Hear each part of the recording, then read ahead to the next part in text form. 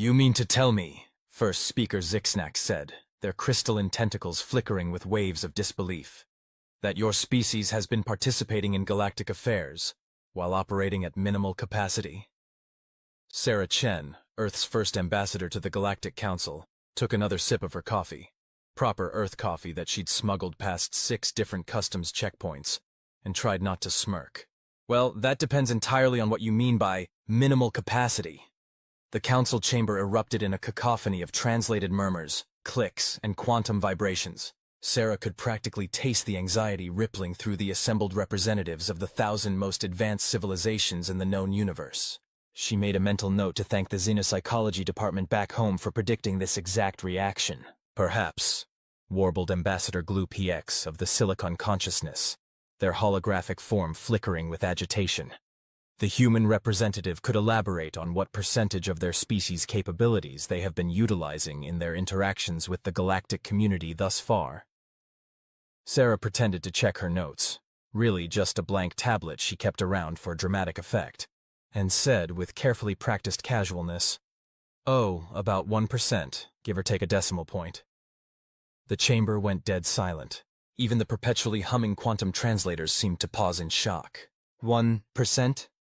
Third speaker Ven 8, a sentient mathematical equation, somehow managed to stutter despite communicating purely through projected numerical values. Roughly speaking, Sarah confirmed, taking another deliberate sip of her contraband coffee. We thought it would be polite to ease into things gradually. The memory crystal recording the proceedings actually cracked from the intensity of the collective emotional response that followed. Sarah made another mental note to expense a replacement to the Department of Interstellar Relations. They owed her that much considering what she was about to unleash. But... First speaker Zixnax's tentacles were now tied in literal knots. Your species has already revolutionized our understanding of faster-than-light travel, introduced entirely new forms of mathematics, and somehow managed to make your primitive caffeine-based beverages the most sought-after contraband in 17 sectors. 18 sectors, actually, Sarah corrected. We just opened up a new black market route through the Crab Nebula last week. The fungal collective over there is apparently quite fond of espresso. And this is 1%? The Silicon Consciousness's hologram was now cycling through emergency backup protocols, their usual pristine form degrading into what looked suspiciously like the ancient Earth symbol known as the blue screen of death.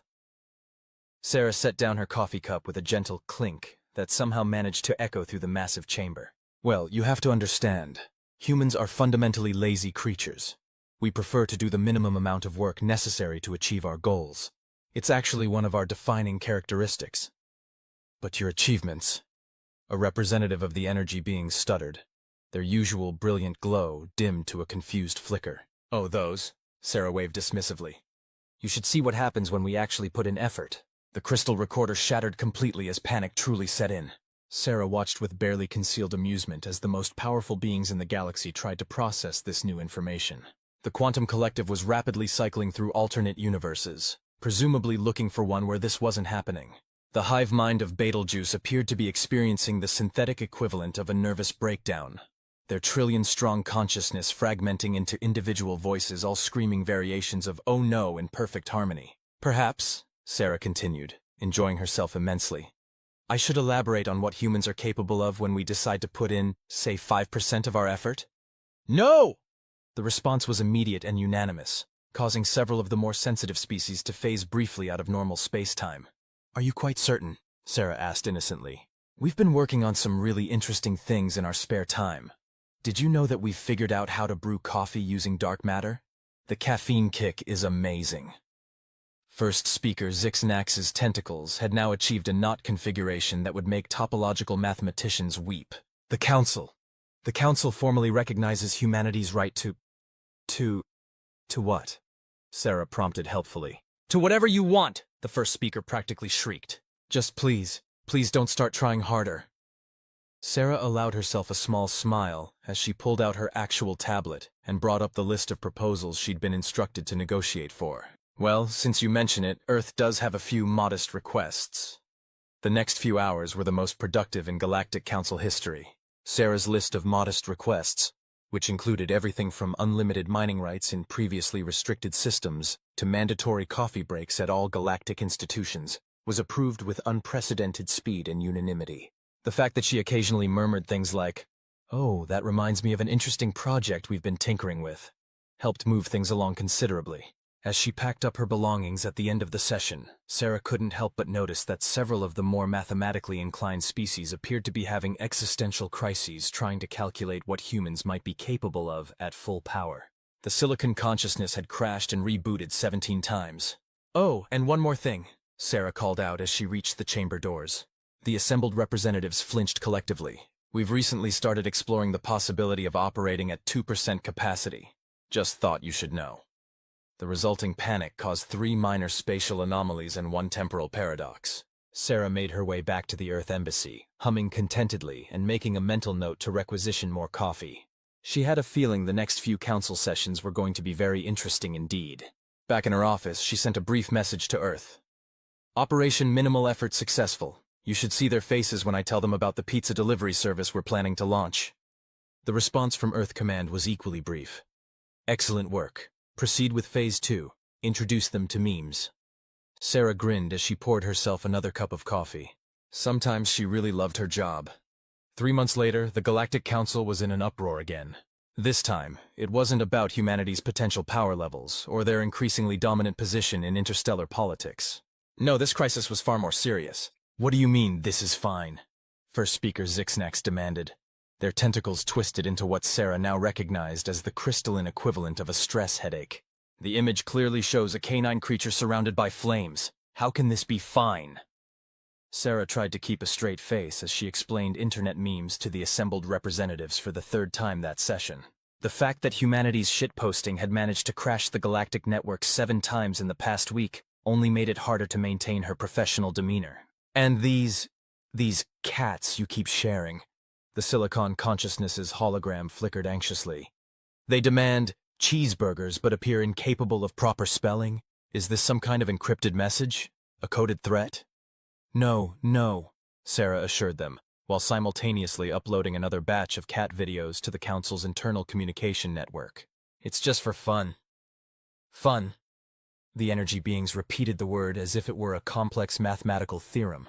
"You mean to tell us that you've been using 0.001% of your communication bandwidth to spread these memes?"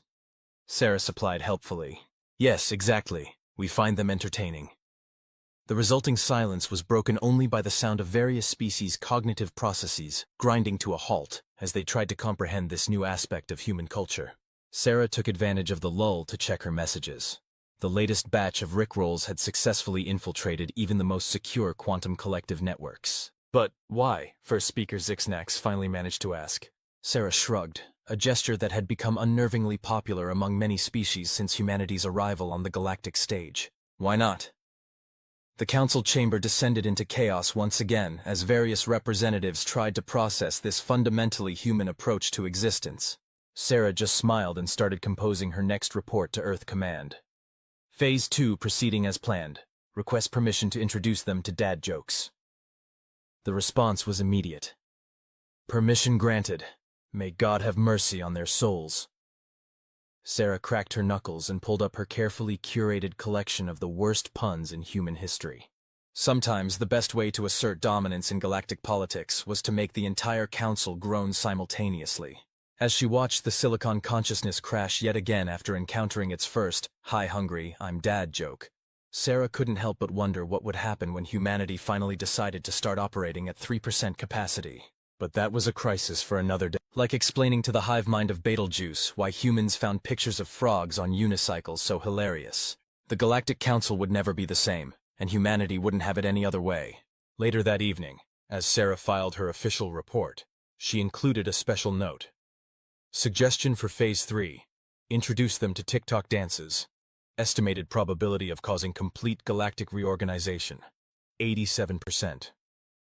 The response from Earth Command was accompanied by what appeared to be someone spitting out their coffee. "Denied. Are you trying to cause the heat death of the universe? Stick to cat videos for now. We need to leave something for the 5% capacity reveal." Sarah laughed and closed her terminal. Tomorrow she planned to introduce the council to the concept of viral videos. She'd already prepared a special presentation on the cultural significance of Never Gonna Give You Up. The galaxy wouldn't know what hit it. 6 months into Operation Cultural Domination, as it had been unofficially dubbed by junior staffers at the Earth Embassy, Sarah found herself facing an unexpected challenge. The aliens were starting to adapt. "I understand this reference," announced Representative Catholics of the Silicon Consciousness proudly during one council session, their holographic form briefly displaying the "this is fine" dog meme.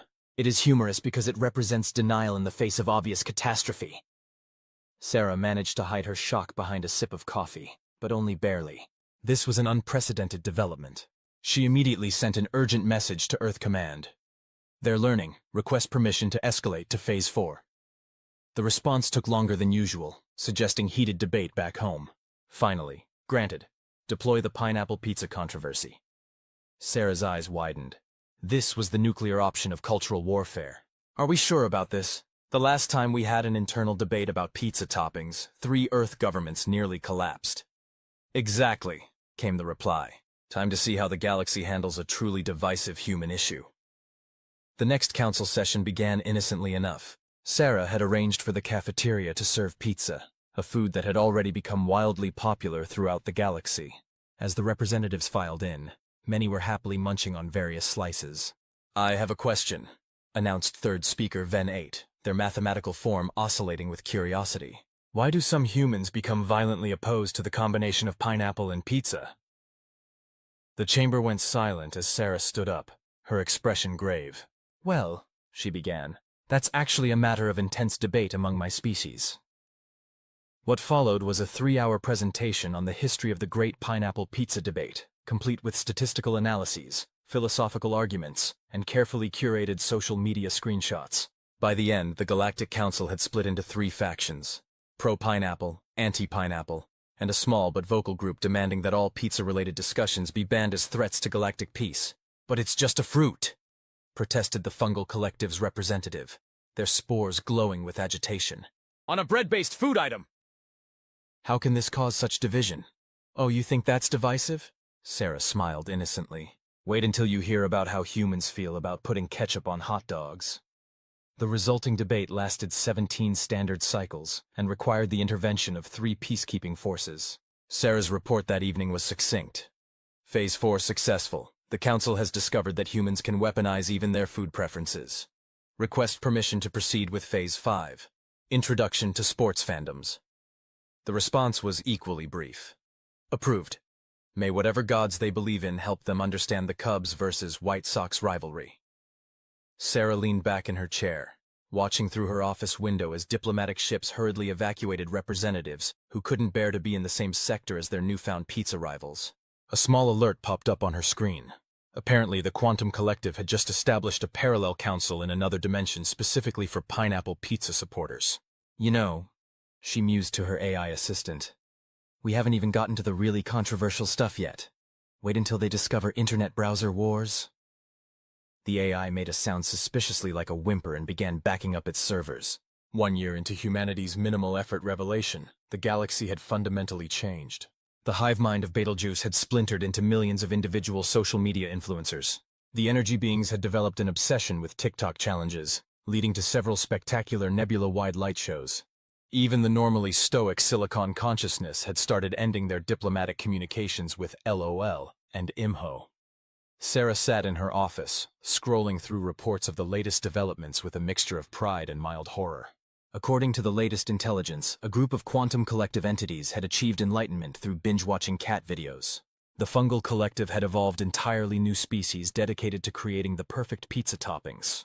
And somewhere in the Crab Nebula, a new religion had formed around something called Doge. "Perhaps," she muttered to herself, "we should have warned them about the addictive nature of human social media." Her tablet pinged with an urgent message from Earth Command. "New crisis.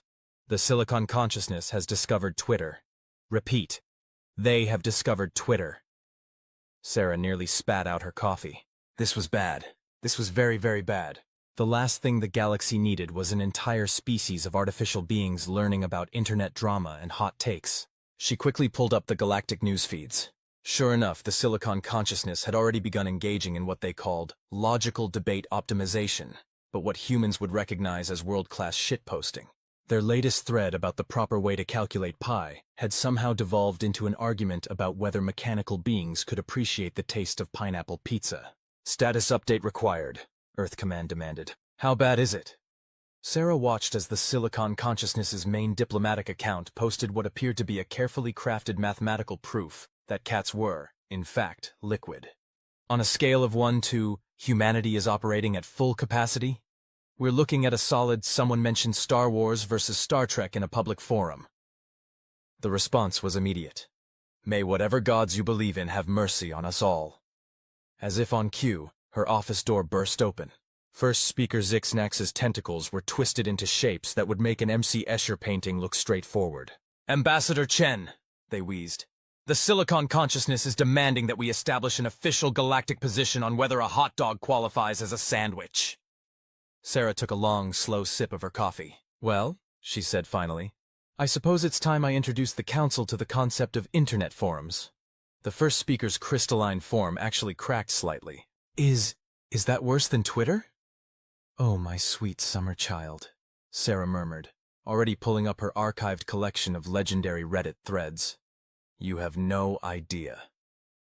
Later that evening, as she watched the Galactic Council descend into chaos over the hot dog debate, which had somehow morphed into an argument about whether lightsabers would be effective against shields from various sci-fi franchises, Sarah couldn't help but smile. Earth Command's latest message summed it up perfectly.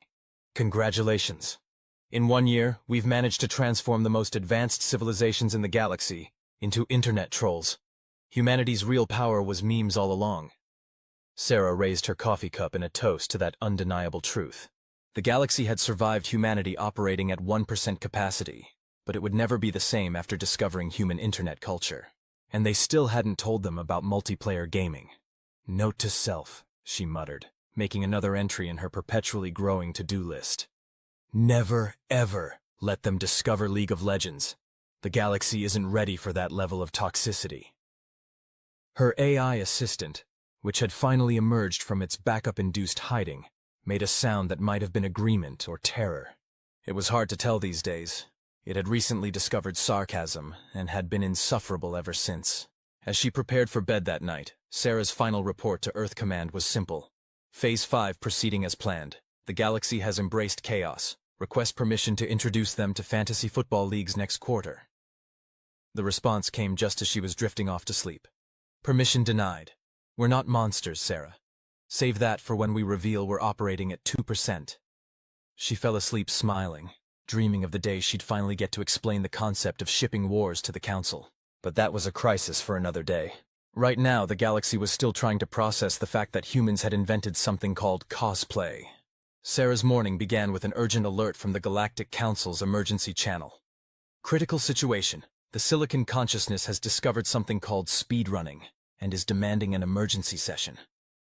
She didn't even bother changing out of her pajamas before rushing to the council chamber. When she arrived, the scene was exactly as chaotic as she'd feared. The Silicon Consciousness's holographic form was rapidly cycling through what appeared to be frame-perfect Mario jumps, while simultaneously trying to explain the concept of sequence breaking to a thoroughly confused audience. "But why?" demanded First Speaker Zixnax, their tentacles forming what Sarah now recognized as the crystalline equivalent of a migraine. "Why would you want to complete an entertainment experience as quickly as possible? Doesn't that defeat the purpose of entertainment?" "You don't understand." The Silicon Consciousness's avatar flickered with excitement. "We've calculated that by exploiting certain quantum mechanical principles, we could theoretically clip through any wall in the universe. The speedrunning possibilities are endless." Sarah cleared her throat. All eyes, optical sensors, and various alien sensory organs turned to her. "Perhaps," she said carefully, "this would be a good time to introduce you to the concept of esports." The resulting chaos made the pineapple pizza debate look like a minor disagreement. By the end of the day, 3 different species had established professional League of Legends teams. The Quantum Collective had somehow managed to sequence break reality itself in their enthusiasm to master speedrunning techniques. And the hive mind of Betelgeuse had devoted an entire star system to creating the galaxy's first proper gaming server. Sarah's report to Earth Command that evening was accompanied by several worried emojis. "They've discovered competitive gaming. The Silicon Consciousness is already demanding we establish an intergalactic ELO rating system." The response was immediate. Dear God, have they found out about streaming yet? No, Sarah typed back, watching as another alert popped up. Apparently, the energy beings had just discovered the concept of rage quitting and had accidentally created several new black holes in their frustration. But I give it about 3 days before someone explains Twitch to them. May whatever gods exist have mercy on us all, came the reply. Initiate protocol, touch grass immediately. But it was too late. By the end of the week, the Galactic Council had transformed. Representatives now routinely showed up to sessions in cosplay. The fungal collective had evolved a new subspecies specifically designed for optimal APM, actions per minute, in StarCraft. The Silicon consciousness had somehow become a variety streamer with followers in 17 dimensions. And then someone introduced them to modding. You mean to tell me, third speaker Ven 8's mathematical form vibrated with excitement, that humans regularly modify their entertainment software to create entirely new experiences? For free? Just because they can? Well, yes, Sarah admitted, watching with growing concern as the various alien species processed this information. It's a pretty common hobby among gamers. The silence that followed was broken only by the sound of countless alien minds simultaneously realizing the implications. The Silicon consciousness was the first to speak. We have analyzed every mod ever created for a game called Skyrim.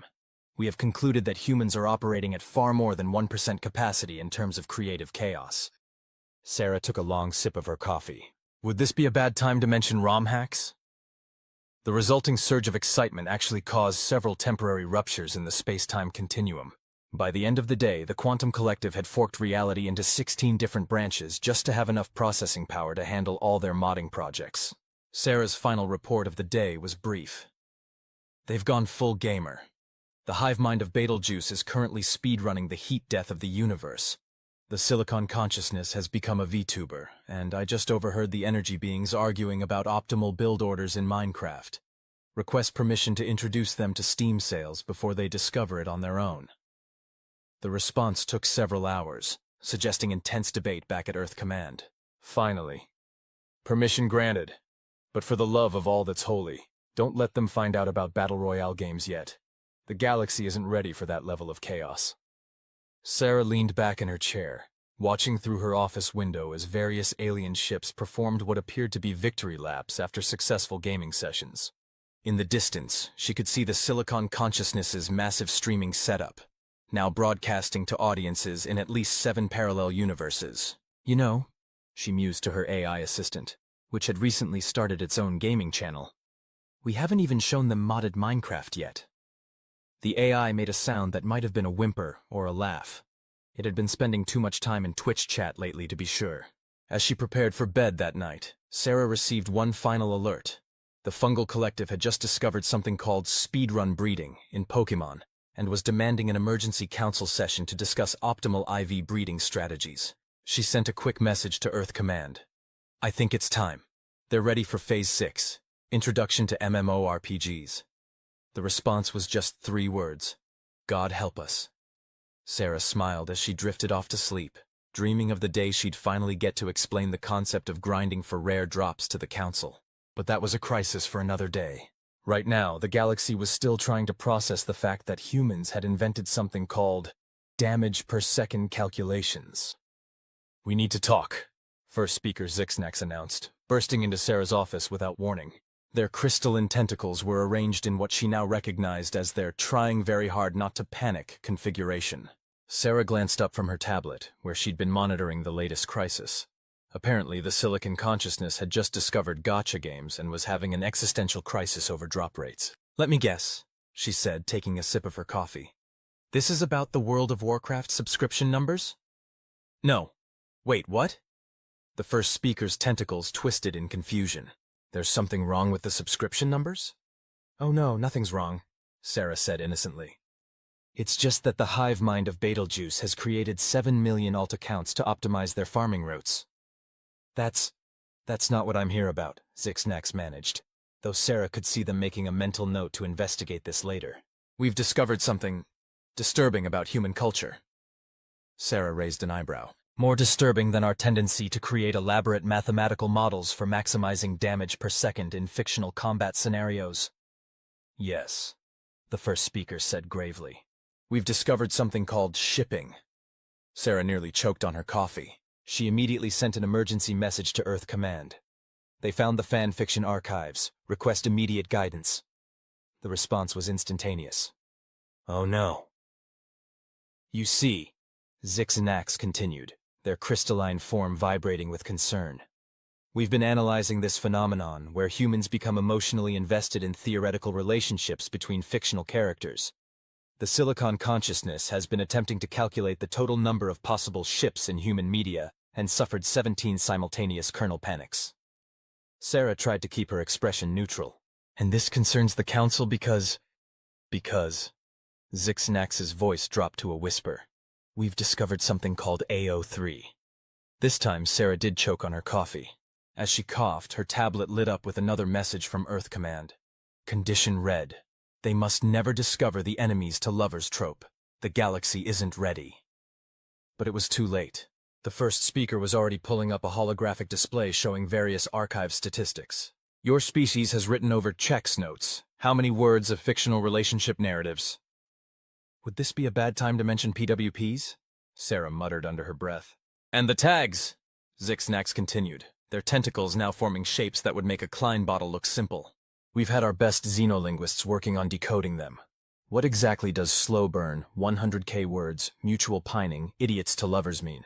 And why does it make the quantum collective experience emotional responses in all parallel universes simultaneously? Sarah took a long, deliberate sip of her coffee while composing her response. Perhaps, she said carefully, we should schedule a full council session to discuss the cultural significance of transformative works. The resulting emergency session lasted 3 standard weeks. By the end, 4 new species had evolved solely to write fix-it-fix. The Silicon consciousness had developed a complex algorithm for predicting enemies to lovers slow burns. And the fungal collective had somehow created a new form of spores that communicated entirely in shipping manifestos. Sarah's report to Earth Command was succinct. They've discovered fandom. The hive mind of Beetlejuice is currently writing a 500k word coffee shop AU. The energy beings have developed a new form of existence based on hurt-comfort dynamics. Request permission to introduce them to conventions before they discover those on their own. The response took several hours, suggesting intense debate. Permission granted, but under no circumstances are they to learn about cosplay contests yet. Sarah took a long sip of her coffee. Would this be a bad time to mention ROM hacks? The resulting surge of excitement actually caused several temporary ruptures in the space-time continuum. By the end of the day, the quantum collective had forked reality into 16 different branches just to have enough processing power to handle all their modding projects. Sarah's final report of the day was brief. They've gone full gamer. The hive mind of Betelgeuse is currently speedrunning the heat death of the universe. The Silicon consciousness has become a VTuber, and I just overheard the energy beings arguing about optimal build orders in Minecraft. Request permission to introduce them to Steam sales before they discover it on their own. The response took several hours, suggesting intense debate back at Earth Command. Finally. Permission granted. But for the love of all that's holy, don't let them find out about Battle Royale games yet. The galaxy isn't ready for that level of chaos. Sarah leaned back in her chair, watching through her office window as various alien ships performed what appeared to be victory laps after successful gaming sessions.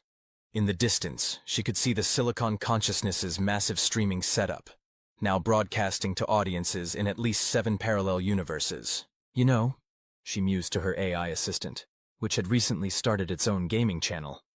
We haven't even shown them modded Minecraft yet. The AI made a sound that might have been a whimper or a laugh. It had been spending too much time in Twitch chat lately to be sure. As she prepared for bed that night, Sarah received one final alert. The fungal collective had just discovered something called speedrun breeding in Pokemon, and was demanding an emergency council session to discuss optimal IV breeding strategies. She sent a quick message to Earth Command. I think it's time. They're ready for Phase 6, Introduction to MMORPGs. The response was just 3 words. God help us. Sarah smiled as she drifted off to sleep, dreaming of the day she'd finally get to explain the concept of grinding for rare drops to the council. But that was a crisis for another day. Right now, the galaxy was still trying to process the fact that humans had invented something called damage per second calculations. We need to talk, first speaker Xanax announced, bursting into Sarah's office without warning. Their crystalline tentacles were arranged in what she now recognized as their trying very hard not to panic configuration. Sarah glanced up from her tablet, where she'd been monitoring the latest crisis. Apparently, the Silicon Consciousness had just discovered gacha games and was having an existential crisis over drop rates. "Let me guess," she said, taking a sip of her coffee. "This is about the World of Warcraft subscription numbers?" "No. Wait, what?" The first speaker's tentacles twisted in confusion. "There's something wrong with the subscription numbers?" "Oh no, nothing's wrong," Sarah said innocently.